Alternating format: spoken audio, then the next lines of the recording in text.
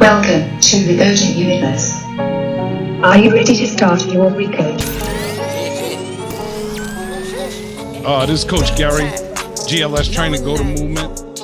This is Recoded the podcast. And today, man, we got to my right, sitting with me, you're going to see Coach Gilly, the godfather of Goata, the identifier, as we like to call him. The dot connection.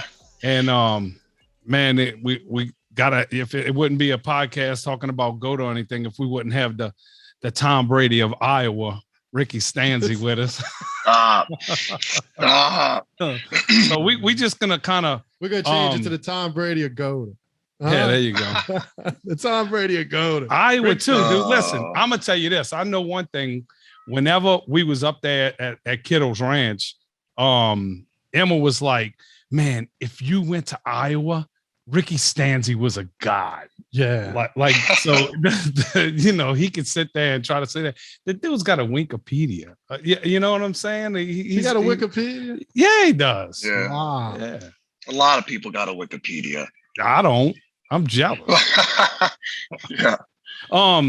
No, so first off, Rick, you know, one thing is since you came on with us with the whole Goata thing, dude, it's taking leaps and bounds, and you know, we appreciate you. So just first and foremost, we want to thank you for that and everything that you brought to the table or whatever. But you know, we just want to chop it up, man, and just talk about where we at right now with Goata. A lot's happened in the last 2 years, huh, Coach?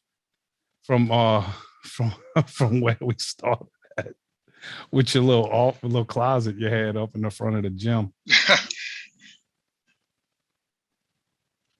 You with us, Gilly? I'm with y'all. It's I just had this flash in my head as the first time Cody put me on Ricky, and he's asking me a bunch of questions, cadaver science nonsense.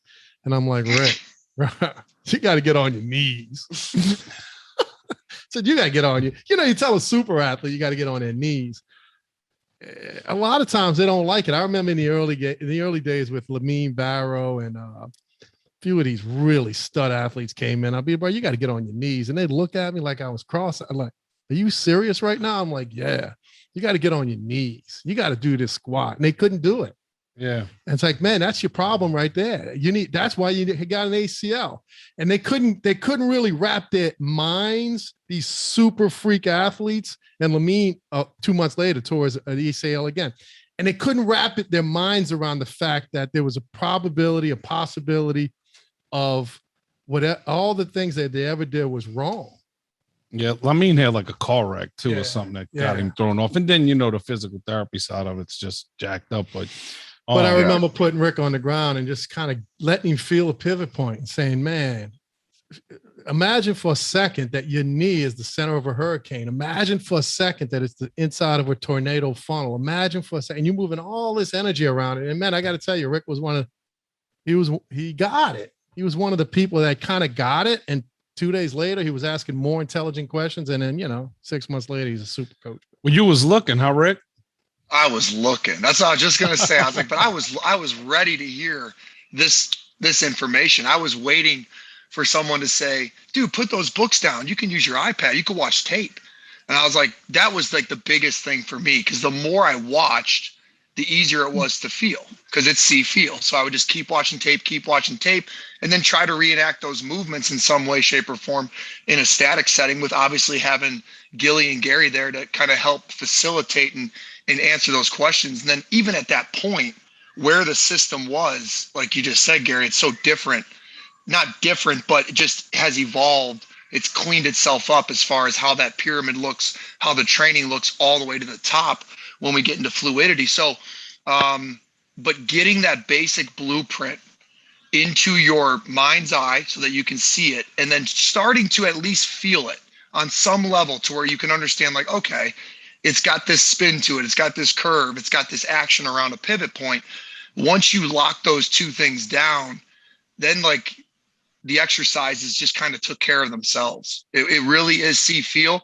And back to what Gilly said about how he approached me at the beginning, I've started to go back to that even as a coach. I'm trying to do less talking and more just get on the ground. Just get on the ground. We'll put you on the ground. We'll get into a hip stretch. We'll get into rockers. We'll do some bolts. Let's just feel this thing first. Because sometimes you could sit there and talk for an hour and they're like, what is this guy talking about? Yeah. But if they feel it first, as you're explaining it, the athlete gets it. The athlete is a kinesthetic, intelligent being. They've been using their bodies their whole lives. And that's the language that they speak. They don't speak cadaver science. They speak movement. So see, feel works. It's what's allowed us to heal so many people and will allow us to continue to heal people as we move forward. Well, I was watching some footage from one of the certs the other day, and you had made a statement in that, and you said something about, we go to these coaches and we like, get off the inside part of your foot and get on the outside, and they, well, you can't do that. Well, did you do it? No, but you can't do that. And it's like, well, how you know you can't do? It's kind of like the little thing when you was a kid, like you ain't even tasted this, and you're saying you don't like it. and you know what I'm saying? But the other side of it is it's like, how much video do you watch? And then the coach is like, well, we don't use video. Well, then how can you tell us that you can't use video and you haven't even tried it? And then when you show them something, they're like, well, but so-and-so said this, or this study said that. And this back in the day was this. And it's like, they can't let go of certain things. But I think what happened for you is you knew that it was all bullshit. And you was, I had been letting go of things. Yeah. That's the other part, is I had been letting go of things on my own, whether it was forced from an injury or whether it was just a new book or a new, insight that kind of took me in a different direction to where I was like, nah, that doesn't make sense. But the reality is I tried the Olympic. I mean, of course we tried the Olympic lifting. That's all we did at Iowa, but I did that since 8th grade. And even when I was kind of in the league and I was allowed to, quarterbacks are really allowed to kind of do their own thing. So I wanted to lift weights. Every time I would start up a kettlebell program or something, everything would just lock up. And so I kind of like, just to try to stay healthy, with air quotes on that, I kind of had to move towards more of what people would consider a movement practice, which is like yoga and Pilates. But that was only out of a necessity because my body was just had enough of the lifting, and everything was so locked up. Everything was so tight and it was so front chain dominant that getting to the back chain and getting inside ankle bone high, I didn't realize what a battle that was. I didn't realize how front chain and inside ankle bone low I was until I started to move in that direction. And then you got to tackle the foot issue. And I'd like to circle back to what Gary does said, because I don't think we discuss it enough, which is, it is possible that when they say you can't do it that way, that those athletes, and I remember a few of them vividly, Zach Woodard was one, those athletes' feet were frozen. That the part of the foot, the outside, the cuboid, as you like to talk about, the fourth and the fifth, all that, them 26 bones in that foot. If all you've ever done is train toe off or some sort of a heels down derivative with a spinal stabilization system, then your foot gets fucking frozen. Can we curse? Yeah, I mean, yeah. Then your foot gets frozen. You are coming off the big toe, rep after rep, year after year. And that whole outside part of the foot is glued. And then when you find us and we're asking you to spend years and years on the foot, it's easy to give up, I think, Well, listen, I got a question in the backup, Gilly, and it's for you because, we from the same place, ran in a lot of the same circles, know a lot of the same people, did a lot of the same stupid shit. How the shit? Because this is the golden question. How did you see? Well, how did you see this? Like, what? The best way to explain that is, I was Spanish and then I turned English and then I had to give up my Spanish. I don't really spell well. The mean people are gonna love that. Phonetically, I'm very strong, phonetically weak with the.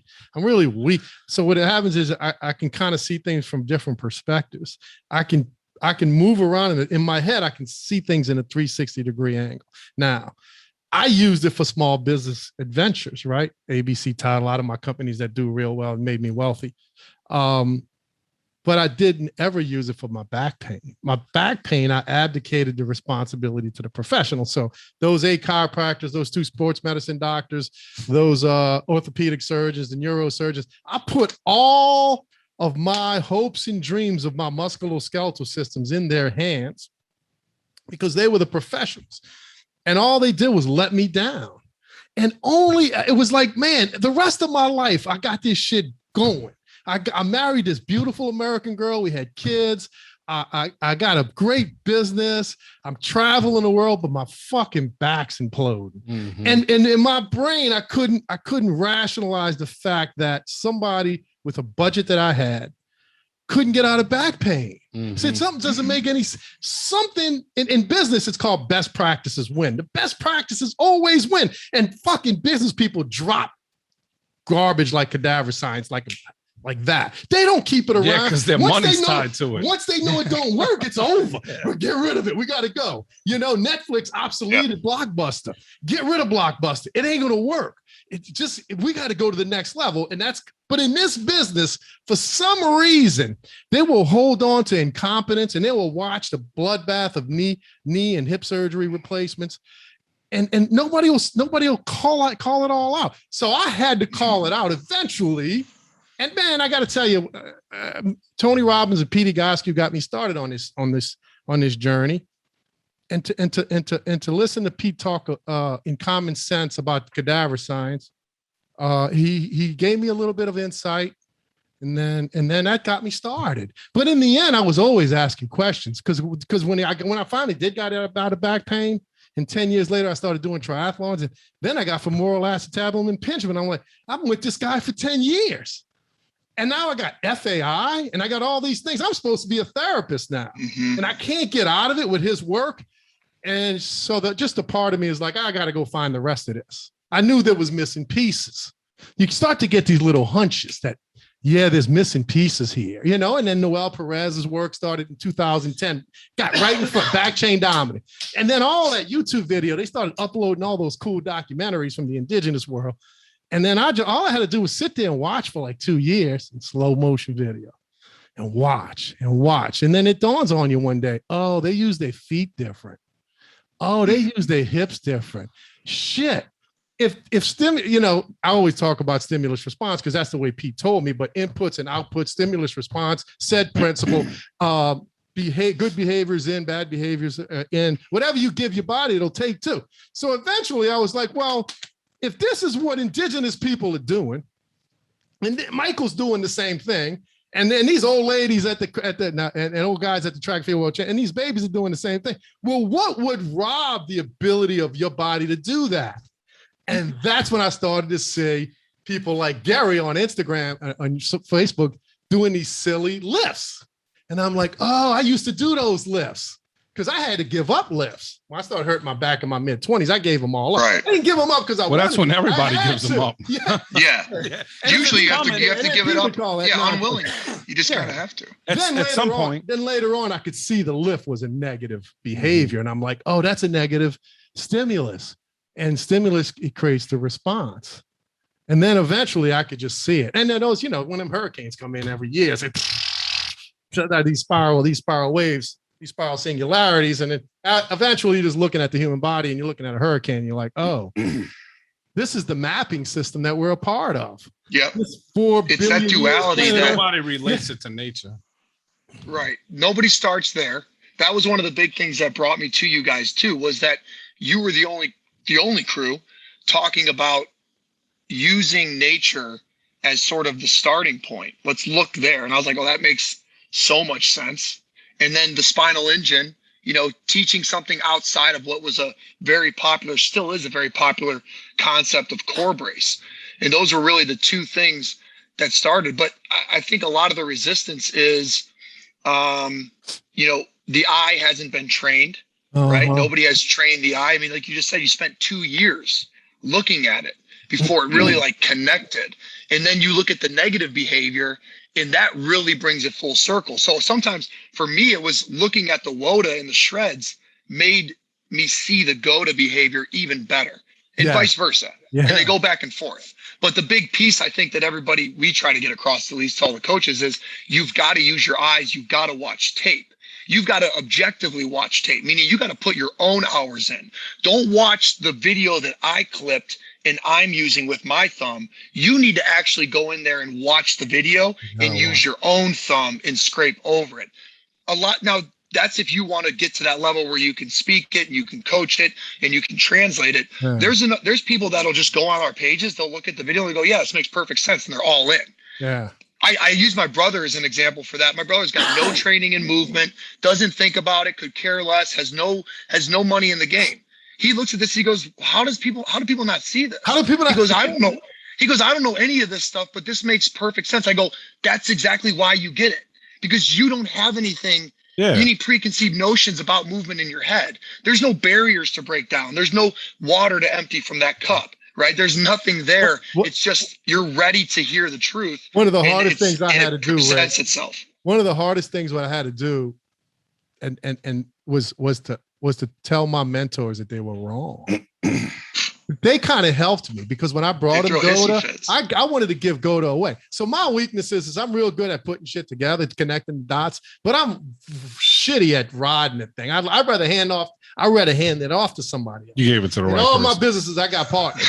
I'm like, your job is to make this thing better. I started it. You finish it. Right. And so I needed Gary. I need somebody to take this baby because I feel great.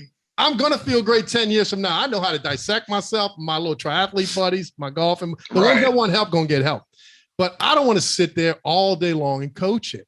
I'd rather be on the golf course. So, I needed somebody to hand the baby off to. Plus, I knew from having other businesses that this concept of best practices wins every time. So I knew that if I just put, they call it sending a signal out to the universe. If I sent the signal out to the universe, that I would get the super coaches with the most open minds to come, and the ones with the closed minds, I'll be able to spot them quick. You know who they are. They're the cadaver science people. That's right. Well, they're the ones highly educated. Where's your control study? I'm like, dude, people don't take that's what I did. You're living it. You've been in it. I didn't have that education. It's ongoing. Yeah. I didn't have that education. I was a lot of stuff I was self-taught. And as you know, if you stick around and pay attention, like Rick, this, when I got somebody around me that's good or something, I'm like, here, you know what I'm saying? Like, I want to be a part of everything, but I know that for the growth of the company and the business, there's certain things I got to let go. You got to talk about it. I can't talk about it the way that you talk about it. It's almost like Gilly gave us this outline, and we talked about this yesterday, and you writing out the chapters. You know what I'm saying? And it allows there's a lot of questions. Yeah, there's a lot of questions that I think a lot of those chapters get written from people either trying to, cut down the system or asking legitimate questions. And I think both of those are good. I think they really are. Like, I do like that when people challenge. I like when people get after us. I like when people ask good questions and they truly are trying to learn, because all that stuff makes us as coaches internalize and go, how can we better explain this? How could we break it down even further to make sure everybody's on the same page? And if you look at just the curriculum that we've built at Goata, now we don't share that with the world, the deep dive with the world, but if you look at how the deep dive has been built out inside the curriculum, it's really come from just people asking questions, people wanting more. Because like Gilly's saying, you could keep it super simple. If I'm working with a 9 to 12-year-old age range, the information I'm going to give them is very small. They're only going to get what they really need to hear, because everything outside of that would be a distraction. But for a coach or somebody that's spent their whole life training movement, they need every single piece covered or they won't be convinced. And so we've kind of been slowly turning all that out there, one piece at a time. Foot and ankle deep dive. All right, you want to talk deeper about the hip. Okay, you want to learn more about why the lift's bad. All that stuff had to be covered because we really had to vet the math. I was vetting the math, looking at both sides, saying, well, what can we do? What can't we do? And at first it seems limiting, but then once you understand the movement, you're like, dude, there's so many things you could train. There's so many ways to train this blueprint. That I think that's what frustrates us with people not wanting to look at the movement. It's like, dude, there's a better way. Like, you don't have to deadlift anymore. You don't have to do it. You don't have to do heavy back squats. Like, I would think that all the athletes would be like, yes, finally. Well, they are. The ones at the higher level are tired of that shit. They're like, dude, Thank goodness, man. I remember every lift we went into at Iowa when it was like a bump day where it was going to be heavyweight. Nobody's excited. Nobody's excited because it's like, instinctively, you're like, man, this is going to be a battle, right? Whereas now the Goata workouts, every athlete says the same thing. I feel like I got great work in, but if I had to go right now, I could do it. Yeah. And that's like the greatest thing you want to hear is that they know that they worked out those tissues. They know that the glute is lit up, the lateral calf, the erectors, all these, cadaver science terms, spots on the body that we want to see or feel it. And they can still say, yeah, if we had to go run routes, we could do it right now. After a deadlift, Max, all you want to do is curl up in your bed and cry. Like it's not. So the athlete, giving this to the athlete first, and we had talked about this probably a year ago, when we were talking about, well, how do we get the coaches? And we're like, dude, fuck the coaches. They'll come around when the athlete understands it, when the parent understands it. And that was really where we kind of turned our focus, and that works because they're the ones that are going to look at things objectively. They're the ones that are me, who was sitting there in a locker room, not performing the way that they should, getting cut year after year, looking for answers. If you're in that position, you will go watch tape on inside ankle bone low and inside ankle bone high. If you got a nice business and you're David Alexander and you're making money and you got your stuff and you put out gazillions of posts that say one thing, they really, we give them a hard time, but they really can't change. No. You know what I'm saying? Like, it takes a big person to make that change. We've got some other big name coaches that we've tried to reach out to. We see them dip their toe. They start to walk that path and then they crawfish back because it's too much. It's too much to really rip that Band-Aid off and come out there and be like, dude, I was totally wrong. I was completely wrong. And so, I don't fault those coaches for that. I think it's part of the reason why we push things to the athlete, to the parent, to the regular person that's looking for an objective lens on what is going on. Why are my favorite athletes injured? Why was I injured? Why am I still hurt when I'm 30? How do I protect my kids? I see all these questions pop up all the time. I think we've been through the phase where it's been enough back and forth per se. Dude, if I didn't have 30 inboxes this week about fantasy football players, like, should I stay away from this guy or stuff? So the masses, there's people out there that's starting to, they starting to reach out. People are starting to look and say, hey, but it's the athlete. It is a parent. It is the common guy. It's the weekend warrior. That's like, man, I don't want to spend all week in the gym. I just want to be able to go play basketball with my friends on Saturday morning that I went to high school with 15 years ago, and half of them can't even come out there no more because they in back pain and stuff. That's all I want to do. I want to play baseball with my kid. Rick, I was old enough to see when it all started in the 70s. And what it was in the beginning was a way for a diminutive athlete to gain weight to play against a genetic superior athlete. It was a way for somebody to play against a 6'4", 220-pound Coach Gill. They needed to gain weight, and they did it in the weight room, and they did it with eating protein shakes. And that was my youth. Literally what you just said. But you had the genetics. You had the genetics. Yeah. Rick, you didn't have to do shit but throw the football. I was like this weird, like in 8th grade, I wasn't quite as tall as I am now, but I was obviously I'm a skinny person. I was all about gaining weight. Like that was like my focus. And so of course you go start doing deadlifts and heavy back squats. You're gaining weight, but you're also throwing your back out, but you're not so much worried about throwing your back out because you're finally gaining that weight. So you're just kind of dealing with the injuries because you are getting the results that you did look for. Yeah. You wanted to be bigger. So now you got more muscle, but that muscle's on a compromised frame. And so it's just not going to feel sorry for people like you. I feel sorry for people like you. And this is why. You guys had the genetics. Y'all didn't even need the lift. All you had to do was show up. That's what they did back in the 70s. Ricky Jackson played like 17 years in a row. He never missed a game. One day I think he was drinking. He was on Airline Highway up the street. He ran in the back of somebody. I think he broke like a rib or something, and he played. You know what I'm saying? He played. Yeah. And then he would come in the offseason. He's just a mess. He was overweight and all that, but he was still Goata. So all he had to do was get conditioned and then go out there and be a Hall of Famer. But But you know, but he had it. He had it. He didn't have to lift weights. He didn't have to do anything. He just showed up, kicked everybody's butt. But the weight training like Goata was brought in as a competitive edge. Yeah. Right. Like so not just in the weight game, but on the upper levels. Because when the whole Louis Simmons thing was going on, and it's like the video out there that we talk about shit rolls downhill, is when they was in there getting guys to squat 1,200 pounds and deadlift, 1,000 pounds and all of this stuff. The NFL took notice. Yeah. And the NFL goes and they say, hey man, we want this. This is the competitive those edge. Monsters. And then next thing you know, but the whole thing is those guys that was in that gym squatting 1,000 pounds didn't have to change direction and run and move. Yep. They could spend their whole life on their heels. So even if you watch West Side versus the World, I'm watching it, and all I'm hearing is these interviews with these guys that have told my pec this year. I told these naming muscles I didn't even know you had because they were working them out. Right. Like they isolated everything. But the reason why I feel sorry for them, coaches, I feel like there's been millions and millions and millions of dollars left on the table for people and their families because they started lifting and they never had to. Mm-hmm. Like you see what going on with Alvin Kamara the last 3 years. It's like, man, this is one of the worst decodes I've ever seen in my life.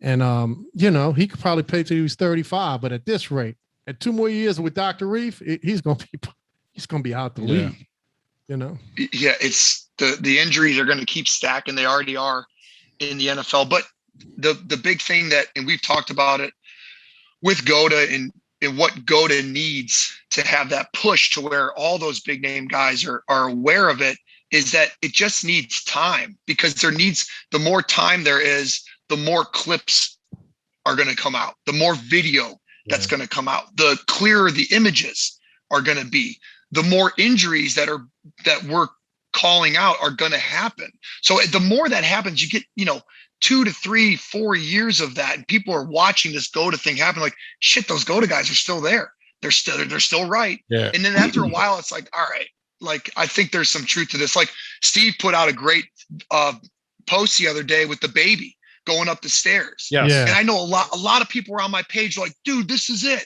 This makes sense. Like that one clip right there, that one clip that wasn't floating around on the internet. Now it is. Right, y'all got to give me some That credit one every once in a while. clip's Coach Gill said that people. 10 years ago. 11. Coach Gill said that. Yeah, It just takes time for all that video to get out. There's so much, because now you go on your Explore page and you're going to go to your Explore page. You're going to see this slow motion clip of this baby. You're going to go, what the hell is this? Yeah. And then you're going to get, it's like the movie Inception. People are getting red pilled. They don't even know they're getting red pilled. They don't even want to be red pilled, because now they got to look at it. They're going to see inside ankle bone high. They're going to see inside ankle bone low. And they're going to have to put together, whether they want to or not, that they've already been looking at inside ankle bone high and inside ankle bone low. It's all there is. You're always noticing it. You're going to immediately go back to your own life, your own family members, and be like, yeah, my aunt, my uncle, me, my son, or you're going to go through and you're going to picture the people moving. So you've actually already been observing movement. You can name your best friends and you can walk like them. You can be like, yeah, I know how my best friends walk. You can imitate their walk. What is that? Like, what is that innate ability that we have just to be really good at observing and really good at mimicking things? So that's one of our biggest. The tape is what hurdles. Sets this thing free.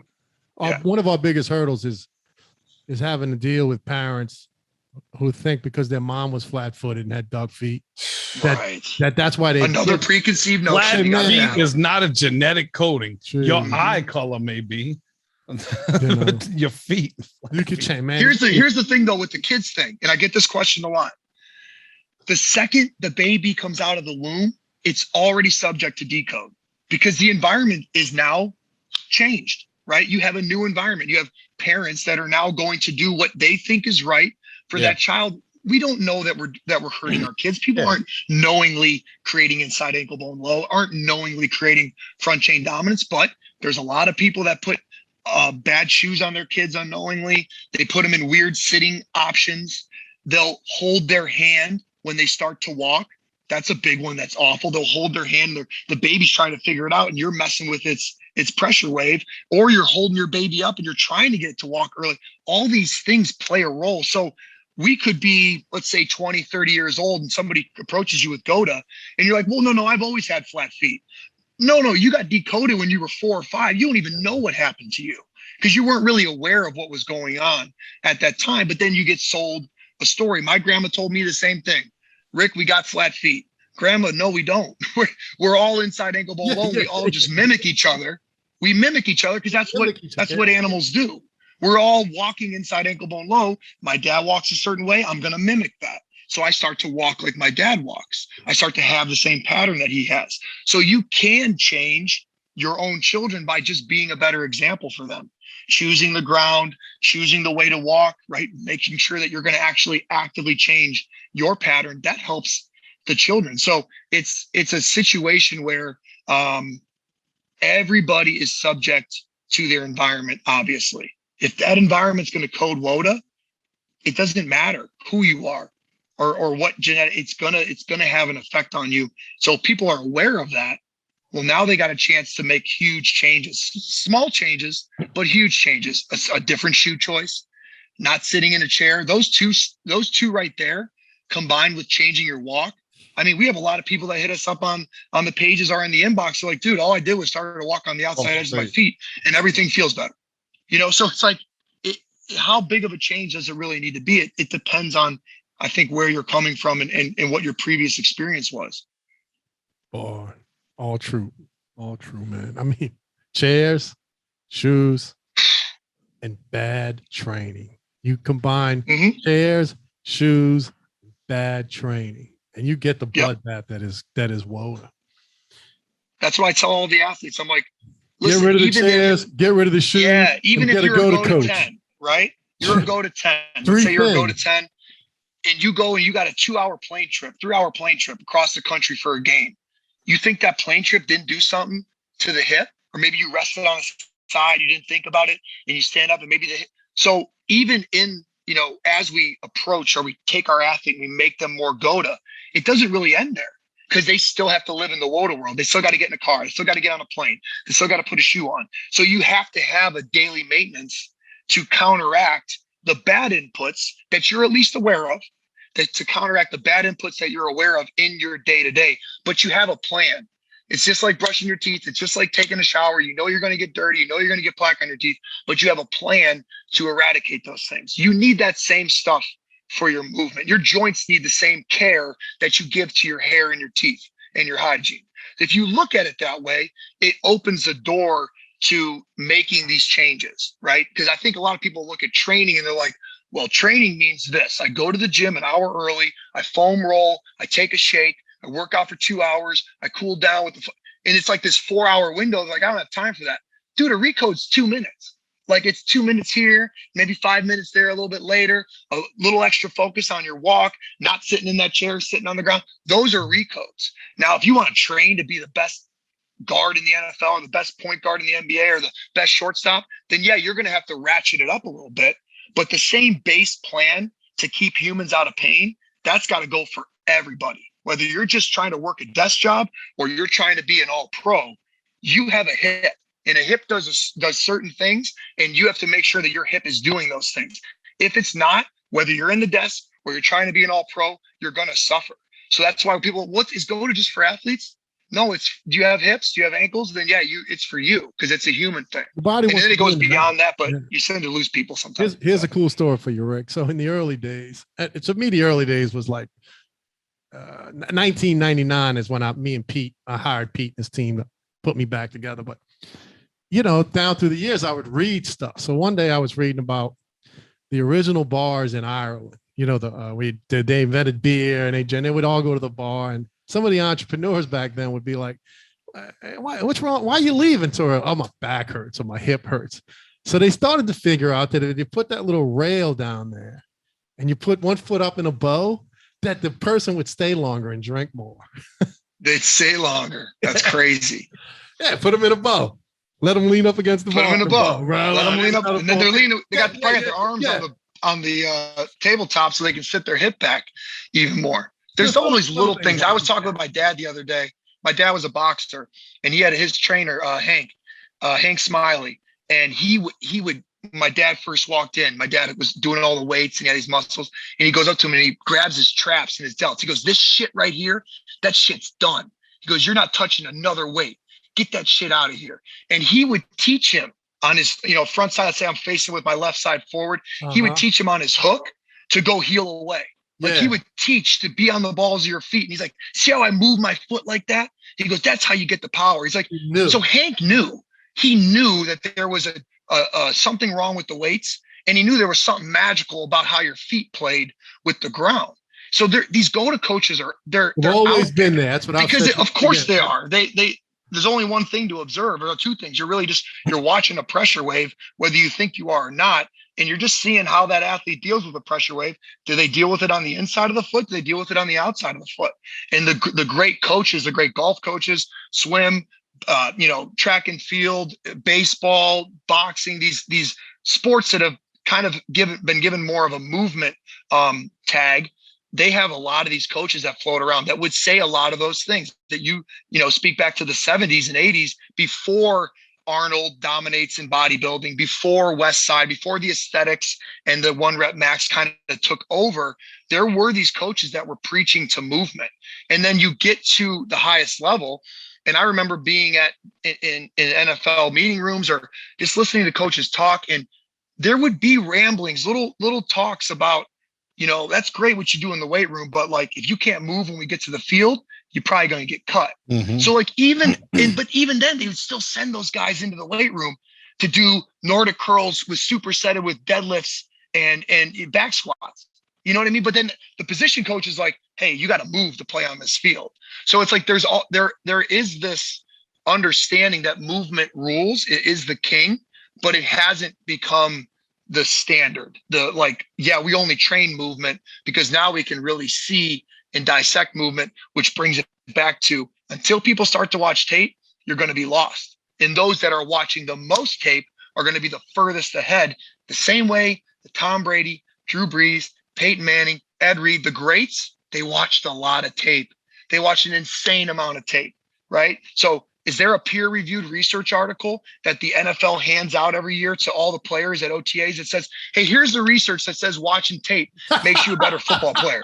No, it's just fucking common sense. Yeah, well, if you're in that weight room, it's if you're not watching tape, you're going to struggle. How do we know? Because you just know. It's obvious. You got to know what you're doing. You got to see it on the tape. Then you got to go out to the field and you got to feel it. And you come back in and you watch how you were doing. And then you go back and you just do that over and over again. That's all sports is. See, feel, just on loop, over and over. And then you get to training the athlete and it's out of a book.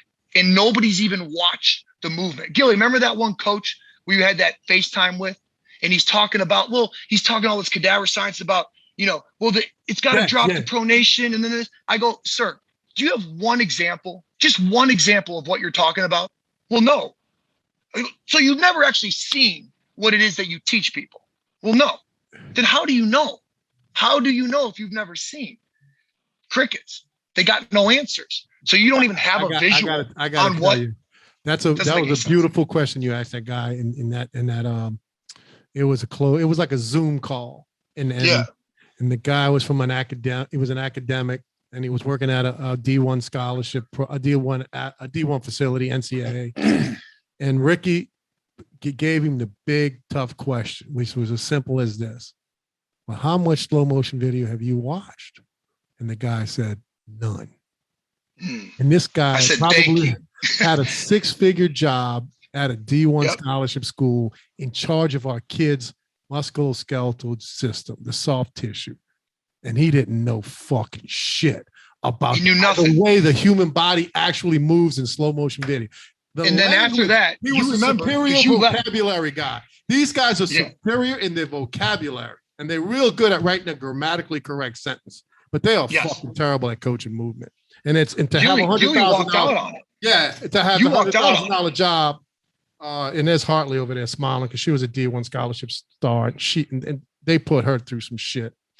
And then, but here's the other part of that. Her body back that guy pretended that he was all about the athlete. He pretended that he was open to new things. I said, okay, I'll teach you. I'll teach you right now. Let me show you some tape. I start sending him tape. Dude, crawfish in a minute. The second I started sending tape and I broke down his world and I showed him Michael Jordan's feet, he was fucked. It was over for him. He's like, well, I guess we just have to agree to disagree.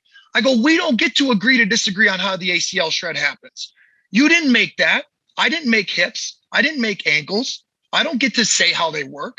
I have to observe, and then I got to train accordingly. You are not doing that, sir. And you got your hands on a lot of young athletes, and you have a lot of influence, and you are willingly ignoring evidence. And that's part of why we get, and that's part of why I'm sharing the story. So anyone's listening, man, why are those Goata dudes fired up? It's because there's a lot of people that are turning their back on the evidence, and that's not right. We're not selling t-shirts and coffee mugs. These are other people's bodies that you're dealing with. You owe it to them to make sure that you look at all the evidence. If you're not looking at evidence or you're ignoring evidence, then you're negligent. And now you're being negligent with a 17, 18-year-old kid that's trying to go and fulfill their dream and take care of their family. Doesn't sit well with us. If you get enough new math in your body, you get pretty pissed off, you know.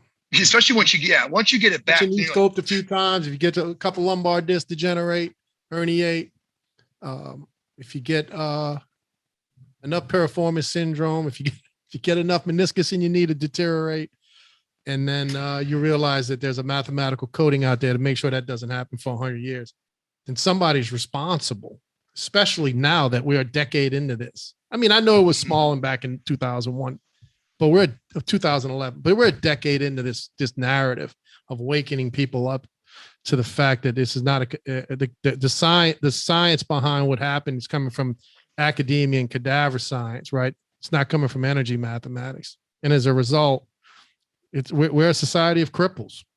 All you got to do is go down to your favorite park with a GoPro camera and watch all the walkers. You don't even have to watch the runners, but watch all the walkers.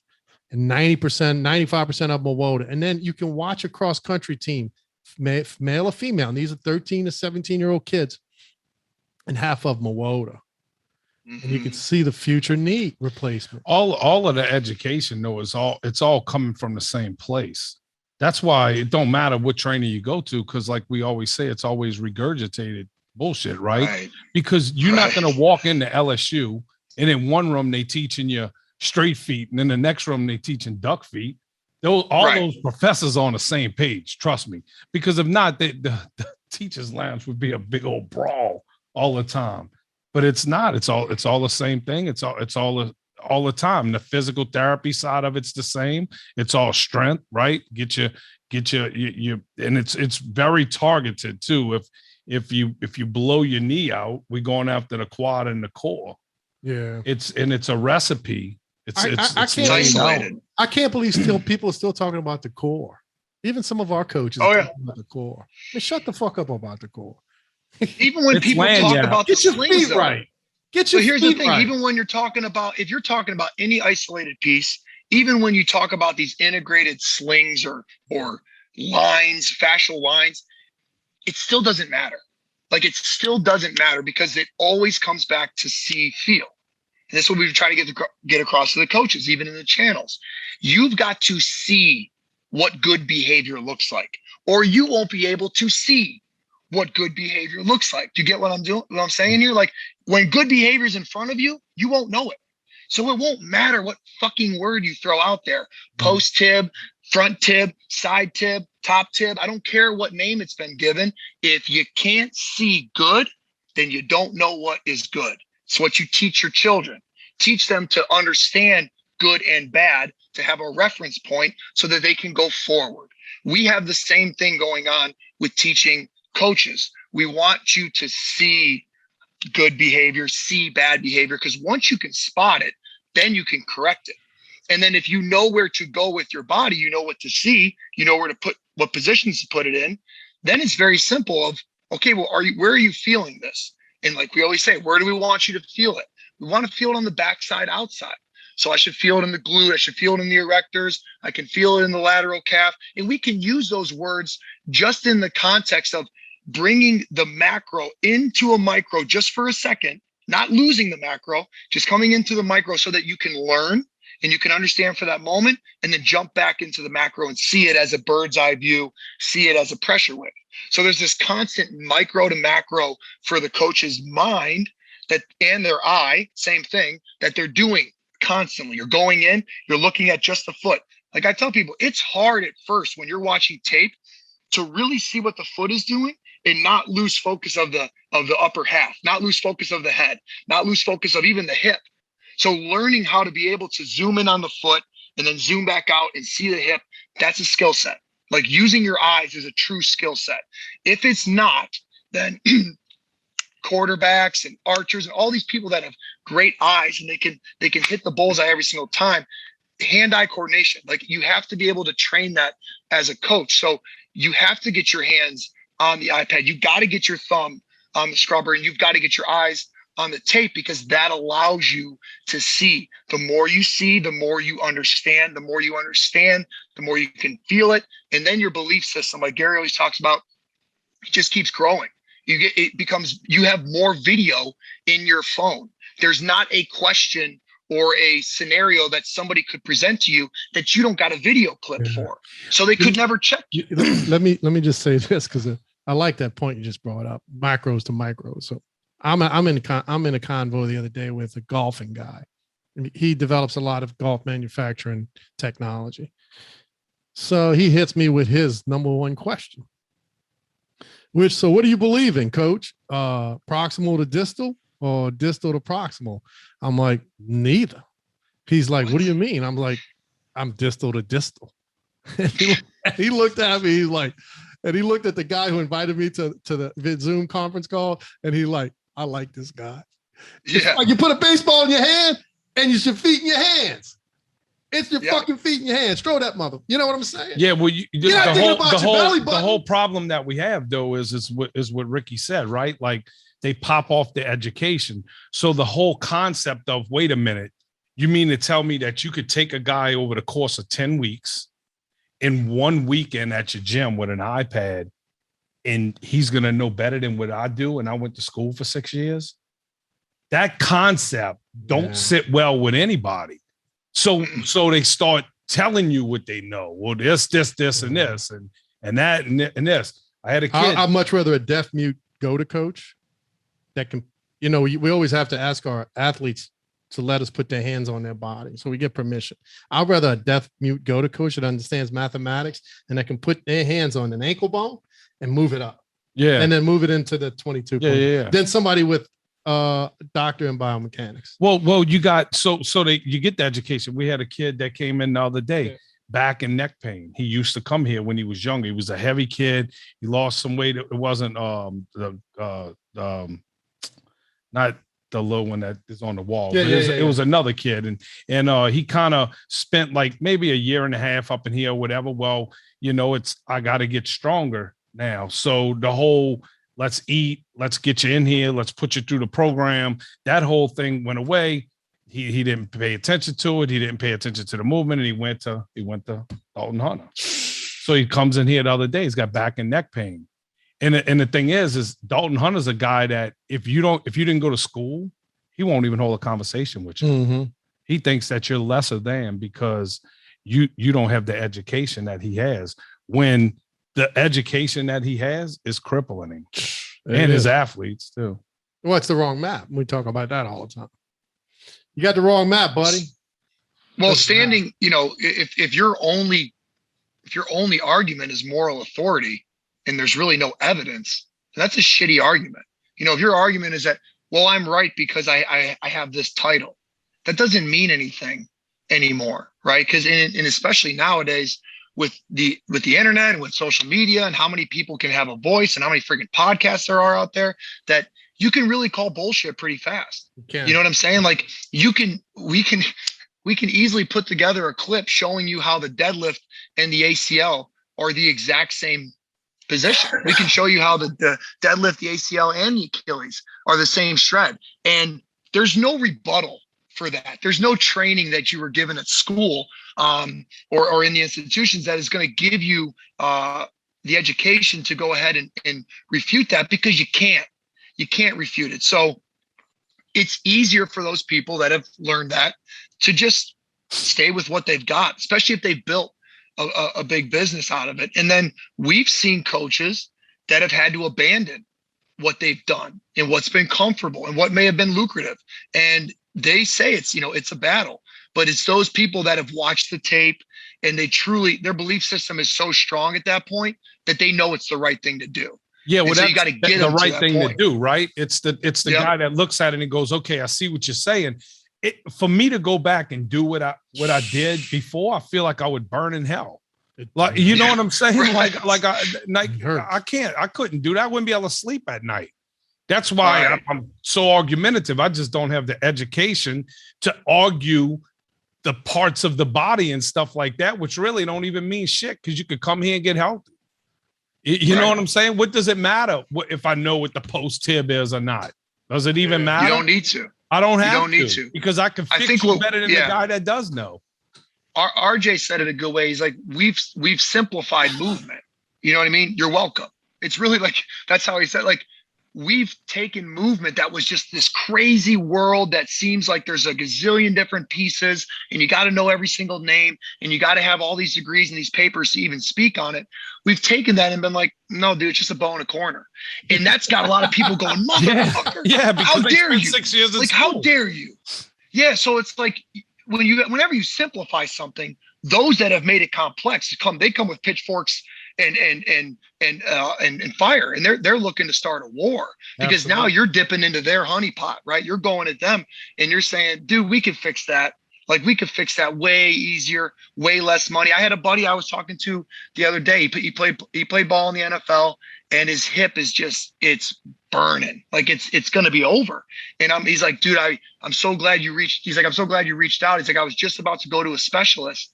And he's like, I'm like, don't do it. I'm like, do this routine first. I go, all they have for you is a knife. That's all they can give you. I've got an iPad, and I'm going to show you why you don't need the knife. They only have the knife, and they're not going to show you why you don't need the knife. They're only going to cut because that's all they know how to do. It's cadaver science. Somebody had to cut that line, and then they had to give it a name. It doesn't, when you as a movement coach get a body, you don't get a kid that shows up with a bag full of his body parts. He doesn't hand you the ankle. He doesn't hand you the Achilles and say, hey, work on these pieces individually. No, they show up as one unit. So you've got to work on that one unit as a whole. Well, how do you do that? How do you communicate that? However you fucking have to. Mm-hmm. However you have to make it make sense to them based off of what the proper observation would be. And the proper observation would be, let's look at nature, because that's our only true objective reality. So if you don't start with nature, then you by definition are not, if you don't start by observing nature, then you by definition are not practicing science. So the people that say, where's your science? I say, where the fuck's yours? Where's yours? You don't have any science. You have nothing. You have a bunch of lab papers that were conducted on WOTAs. You studied a bunch of WOTAs. Look how many lab weekends we've done. How many times we've had 10 to 15 people sit in that room. We have all those people go up on the video, and there's barely any GOATAs. Now, if you were to take that, barely any BOTAs, you take that study sample, and you say, oh, this must be how humans move.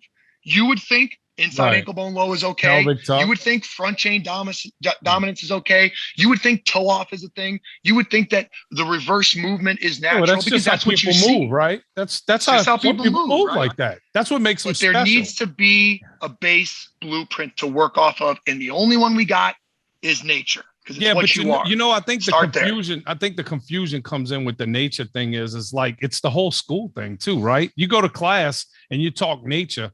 How many of you took a nature class and they said, hey, here's an indigenous tribesman? We don't associate ourselves as part of nature. Is a big problem because that's been dictated to us too. Ricky said it bullseye, which is they use moral authority to discount the genius that is the human body and the kinesthetic intelligence. So the moral authority, one of the reasons why I had to change the name to Goata is because primal wisdom theory was you studied a bunch of savages and you want me to work like a bunch of savages. What? Yeah, that's all true. It's a marketing blunder, but the fact is, we train like savages. Yeah, that's it. Yes.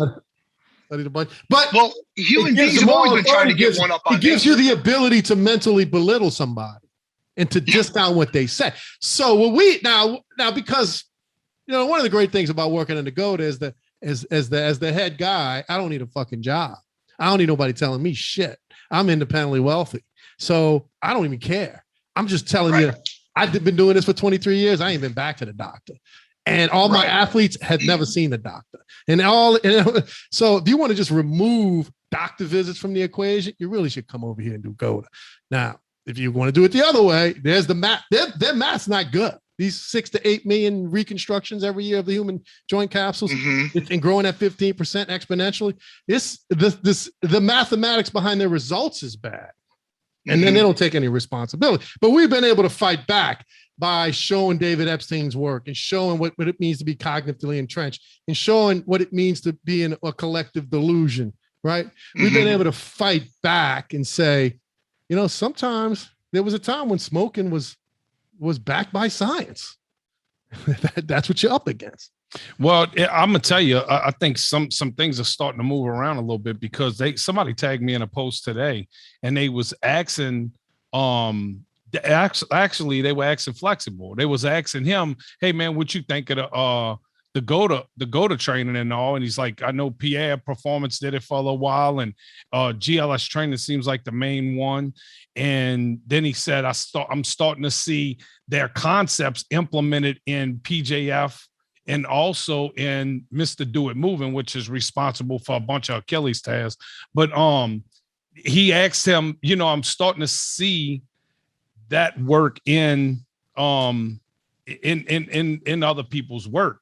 And so just him alone asking that question and being able to identify what we're doing and other people starting to pick it up, even though they're just imitating, and they're not necessarily coming to us and saying, hey, they're not doing what Pierre did. They're not saying, hey, man, look, I see y'all doing this. It makes a lot of sense. They just starting to add it to what they're doing. And they probably getting some kind of same way that fighting coach or whatever said that, hey, man, move your foot like this because he figured that out along the way. So now they're putting it in. Hey, man, I'll tell you what, I'm going to train this guy today off his heels and see how his Achilles feels. And he goes, man, my Achilles, I don't feel nothing today. And then he's like, that Goata shit works, but we can't say that because I argued with them 6 months ago on a post. Let's rename it. Yeah, let's call it something else. It's inevitable. We've had Goata's inevitable. It just is. Like, there's too much video. I was just saying that we've had many people put there's too much video. Down. It's inevitable. It's just a matter of time.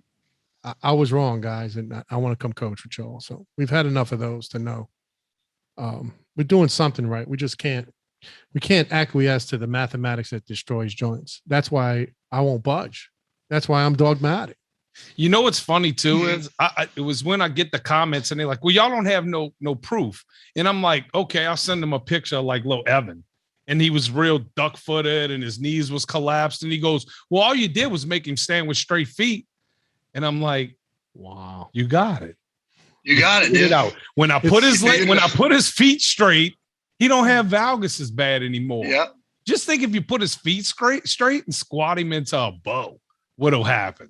When you get real good at this, and you know this from being a master coach, but when you get real good at this and you put their feet straight and their kneecaps are still pointing 35 degrees out, you got to know that's a problem. Yeah. Right. You got to know, why is that? I mean, hold on a second. I got tires on my car. They crooked. I put them straight, but the lights are still pointing 45 degrees to away from the midline from the way I'm driving the car. You got to put the lights straight too. Well, you start at the bottom, right? And work your way up. They don't even care about the lights. They don't even care about the street. They don't even care about the tires. These guys, they only care about the engine. Bro, look. This thing's got bad tires, ball. The CV joints are clicking this Ferrari. But man, if we put this other Ferrari engine in there and put this better gas in it, this thing's going to fly for about 50 yards. And then it's going to impact. Then it's over. And you see in those drag races, sometimes they get out of alignment and then it's over. Boom! It'll flip. That's an Achilles tear. Just explode. That's what that is. That's an Achilles tear. That's an ACL rupture. It's just mechanical and not organic. Yeah. Dude, I tell you what, Rick, I sent you the message, but as soon as it happened, the guy, Ronnie Baker, reached out to me. He finished 5th in the 100 meters at the Olympics this year. And this dude's fast, bro. He can fly. He's losing the corner on both sides. He's got a left foot landing. So when I start looking at, me and Gilly's looking at the film, or Gilly's looking, I'm driving. He's like, yeah, you got go look at his left foot, blah, blah, blah, and this and that. And then I go in there and I get back and I'm like, all right, let me see what this dude's done dealt with. I find an interview of him talking about his left hip, his adductor, his hamstring. Well, the dude that sent me that connected us sends me a thing and he says he sets good bows though. And I'm like, yeah, that's why he don't have knee problems and it's beating up his hip and his muscles. Yeah. It's because he don't have the full rotation. You can't be an interval freak athlete without big bows. Look at Barry Sanders' big ass bow. Yeah. You know what I'm saying? Yeah. Yeah, look. Yeah, but what I'm saying is if this guy would have been a guy with valgus, we wouldn't even know who he is. And Ronnie Baker's one of these top guys. You lost him. Rick, you there? He started having a little trouble. Yeah. Sweet. Well, we did. What other points we want to get across today? I mean, no, that's good, man. We are one thing, Coach, while since Rick's gone is go to shop.com and any of the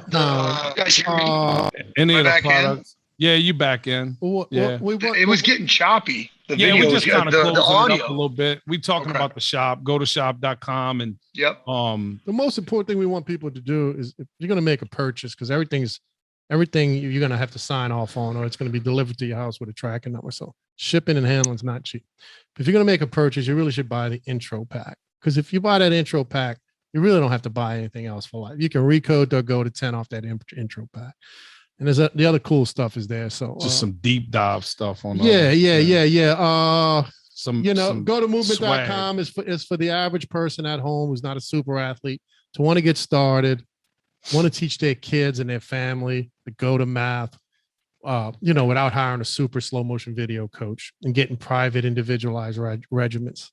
Of course, the Goata Institute, that's where we teach the open-minded coach to decipher slow motion video, the mathematics, and then Ricky, you can talk about that. You're the main professor there. And then Rico 225. Go tell them Rico 225. Yeah, Rico 225 is just a little do it yourself weekly workouts with a little video library supporting it. So and it has a lot of success. It is not if you got a guy that tears his Achilles and he comes to you, you're not going to fix him in Rico 225. You need to go to coaches.com. You need to go get a Goata coach. You need to hire a real coach and go through that process. And Rico 225 is what you send them to afterwards. Right. It's to keep you clean. It's to keep you moving right. And all of this stuff is going to be, we're working on some stuff right now, Coach, and you behind it.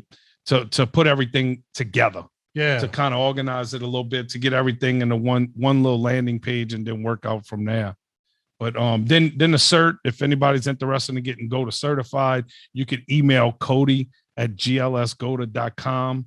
That's CODY at glsgoata.com. And Cody could get you set up with the certification process and all of that. And then the last thing is Coach Bam's project, which is Goata Universe, which is this being a big trend in the group fitness community to work out with coaches, online and all, like Peloton, the Peloton products, and we're going to have that for Goata. So Coach Bam and his team's going to do group fitness online, on demand, live classes every day.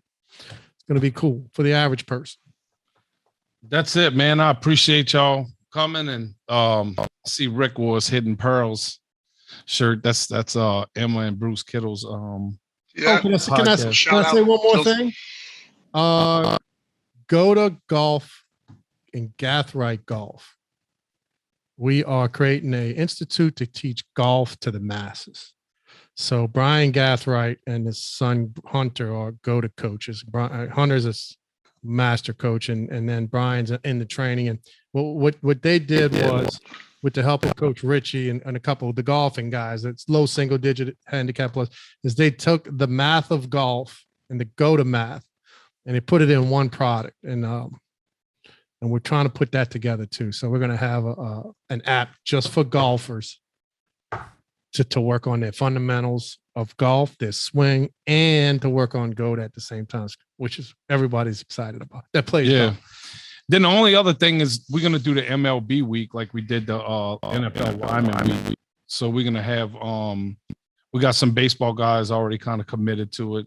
We got an all-star that's possibly looking at coming in. So we kind of excited about that. Get some of them guys in the lab, get them educated a little bit more, get them on a recode and kind of train them up too while they're here. So, Rick, anything else? See feel, baby. See Want to say anything about the Institute? See feel. Use your eyes, man. I would say go to the pages. I always tell everybody that. Go to the pages. I try to make my page more of a celebration of Goata lately, where people can see the evidence, let their eyes kind of incubate. I think that's the biggest piece to this. And I always come back to it is that it started with the tape. And that's what pushes this thing. So if you're interested in being a coach, know that, you come from a world where you've been taught to train your body, but you haven't really come from a world that's taught you how to train your eyes. And that's what we do at Goat is we teach you how to train your eyes so that when you're on the field, when you're in the weight room, you can see good and bad and you can see it quick and you can spot it. And that's what we're trying to do is build super coaches so that we have people in all these different cities, all these different schools that have that Goata eye. They can see the good, they can see the bad, and they can start to funnel everybody towards that Goata behavior. So it really does start with the tape. So I say, go watch for yourself. Go look at all these Goata coaches pages. Everyone's doing a great job of putting out evidence and reposting. And then, trust your instincts and then try to prove it wrong. Try to go find an inside ankle bone high bow shred. Go watch the injuries. Do your due diligence. Do your own research. And I think you'll come back to see that, nature has a way and we have to observe and then train accordingly. Yeah, let me make one more point. I hate to hog up. So in our space of being successful, there's been a theme or a way to do it. And Tony Robbins would always say that CANI, constant and never-ending improvement. Constant and never-ending improvement. And it came from a Japanese word. And in essence, is you never want to stop learning. So we get a lot of grief about this concept of, so you don't want us to learn a bunch of more 9-syllable words that end in TION. And I'm like, that is correct. Well, doesn't that go against basic success breeding of constant and never-ending improvement? Never-ending improvement? And my answer to that is always, absolutely not. And this is why. There are like 7 to 9 different intelligence, everything from listening to music and melodies and visual, being able to remember something. You see people with photographic memories. One of the intelligence is what's called kinesthetic brilliance, kinesthetic intelligence. And Goata, without using words, has the deep dive of kinesthetic intelligence, which means you could be doing this for 23 years like me. 23 years I've been recoding. And every morning I wake up and I get in a class and I get to work out with people like Hartley, these 25-year-olds that are just starting their journey. And I get to work out with people that are 60 years old, like my buddy Brent Robo, who's flying around here. But every day we come in here, we're learning a 9-syllable word that ends in TIO in the kinesthetic realm of intelligence. So you can come to Goata and feel like you're constantly and never ending improving your field intelligence. So just want to make that very clear. Yeah, you don't mean learning vocabulary. Yeah, we don't need no more vocabulary. No flashcards here, baby. Yeah. No flashcards. All right. Well, man, I appreciate y'all giving me your time or whatever. And this is Coach Gary, Recoded the podcast, and we'll see you next time. Coach Gill, a few expletives, but I appreciate it. Appreciate your invite. Yep.